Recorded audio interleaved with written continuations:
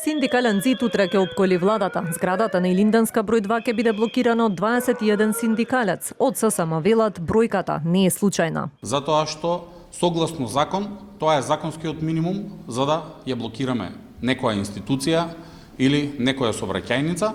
21 човек затоа што некој кажа дека ќе ги заокружуваат луѓето кои протестираат, дека ќе ги оцрнуваат луѓето кои што ќе протестираат и дека на таков начин сакаат да упатат порака до секој еден кој смета дека треба да излезе на улица и да даде поддршка на работниците, односно да се поддржи сами од себе во борбата за зголемување на платите.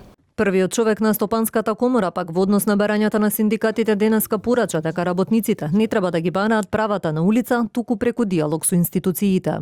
Значи, дајте да видиме, како го викаш, да седнеме ние и нема потреба да ја оптеретуваме јавност. Тоа прашање е регулирано со закони, се седнува во март месец и се разговара за согласување и за одредни промени што треба да настанат. Тоа е, значи, апсолвирано.